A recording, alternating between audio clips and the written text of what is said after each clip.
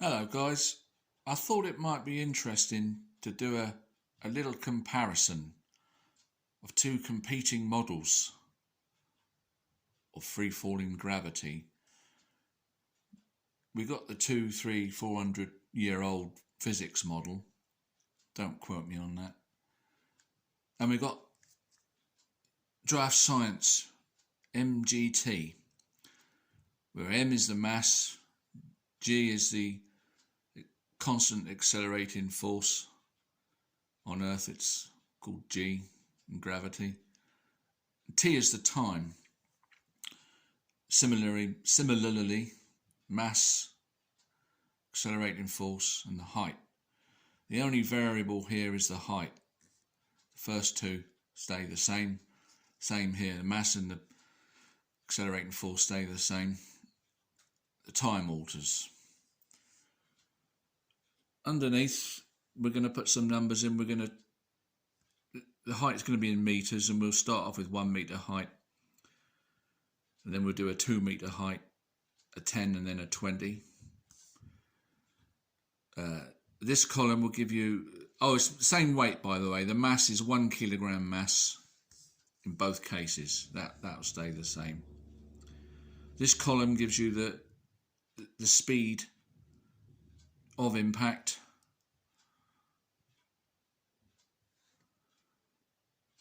The speed of impact. This column is the time taken on release to impact, i.e. the time of falling. And this will tell us the joules, the energy in joules. And the same in this. These numbers I'm going to get, by the way, I can't claim benefit to. I haven't calculated them. I found a free online calculator. I think it's called the Splat calculator. Splat as in dropping something on the ground from different heights. Well, it's quite good. It gives you all these, put in your height and weight and things, and it gives you all these answers. Okay, at 1 meter height, the speed at impact is 4.43 meters per second. The time to impact is 0.45 seconds.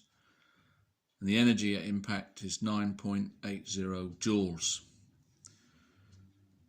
Now, if we double the height of drop, 2 meters, 6.26 meters per second speed at impact, 0.64 time to impact, but we've doubled the energy, the joules, and for each meter of height we go up, we would get 9.80 joules on impact, which makes sense, doesn't it?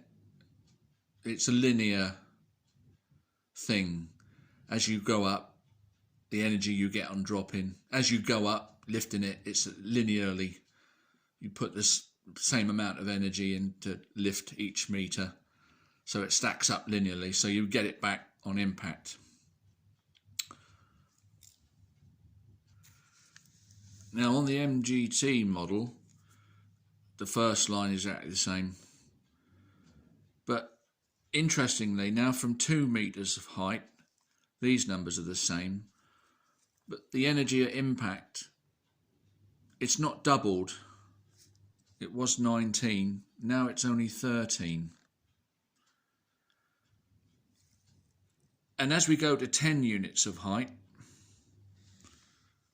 on the MGH physics model, from 10 meters, we've got 14 meters per second velocity at impact, 1.43 time to impact, 98 joules.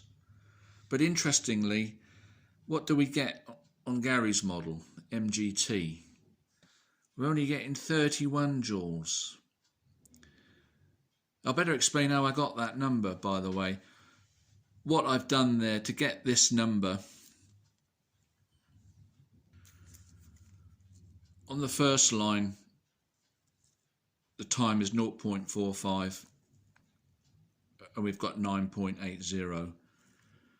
From the 2 height 2 meters of drop. The time we know is 0.64.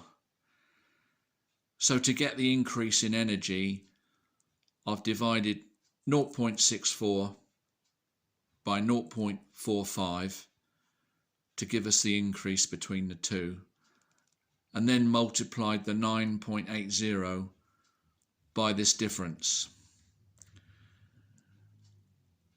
And that gives us the 13.93. The 10 meters of height, the 1.43 seconds divided by the 0.45, and then multiply the difference, 9.80 gives you 31. And likewise on the 20 meters of height, we've got an energy of 44. But what a difference. We've got 196 joules according to the classical physics model. 196 joules. Gary's model gives us 44 joules. What a vast difference, because his is not linear. This one is linear because the height is increasing in linear steps. So the energy is increasing in linear steps. But this, the time, because it's moving faster and faster, each unit of height, each meter of height is being passed through much quicker. You see, so the energy at impact is being calculated much, much less now than what the true energy would be. And if you're not sure which model would be right, well, do you really think that this classical model, if it were that wrong, had gone unnoticed or unaltered or unqueried for all these centuries? You've got to ask yourself, can you really entertain that idea? Or is it more likely that DraftScience has got it wrong completely? Because look at the difference, 44 joules compared to 196 joules. Obviously one model's correct, and you've got to ask yourself, does it make any sense that this model has been covered up for all these centuries? Such a simple thing. I would argue it doesn't.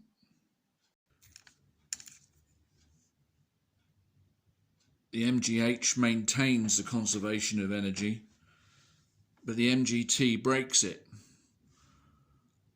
The higher we lift a mass off the ground, the higher we lift it,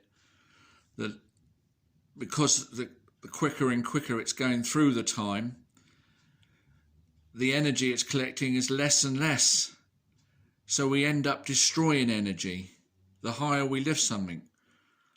We're still using all the energy to lift it up. We're still using 196 joules plus to get it 20 meters off the ground.